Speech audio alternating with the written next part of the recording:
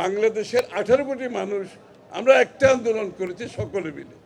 তাহলে বেসরকারি বিশ্ববিদ্যালয়ের বিষয়টা আলোচনা কেন আসছে? এটা হচ্ছে গুরুত্বপূর্ণ। এই জন্য আসছে যে কি 18 কোটি মানুষের যে আন্দোলন এবং 36 দিনের আন্দোলন না, বৎসরের পর বৎসর বিগত বছরগুলো আন্দোলন হয়েছে।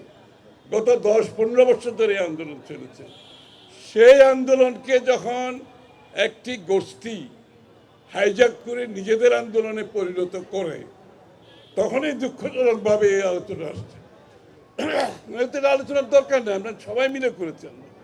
এবং যারা সবচেয়ে বেশি স্যাক্রিফাইস করেছে বিএনপি, ছাত্রদল, যুবদল, আমরা যারা করেছি, আমরা তো কোনো সময় এটার ভাগিদার, এটার মালিক, এটা মূল মালিক হিসাবে আমরা তো সেই দাবি তুলি নাই। আজকে একটি গোষ্ঠী সেই দাবি তুলে তারা বাংলাদেশের ক্ষমতায় বসেছে, ক্ষমতার একটি অংশ হয়ে বসেছে এবং আরও দাবি করছে আগামী দিনের বাংলাদেশ কিভাবে চলবে তাদের সিদ্ধান্ত হতে হবে।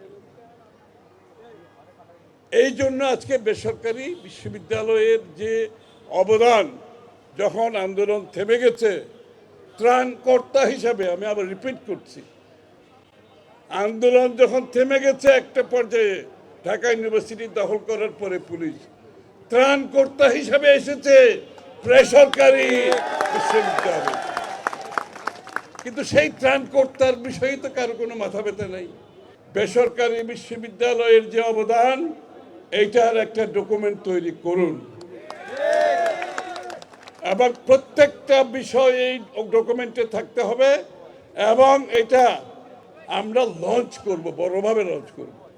সমস্ত হাজার হাজার বেসরকারি বিশ্ববিদ্যালয়ের ছাত্রীদেরকে সামনে রেখে, মিডিয়াকে সামনে রেখে এই ডকুমেন্ট, এই ডিক্লারেশন আলাদাভাবে জাতির সামনে তুলে ধরতে হবে।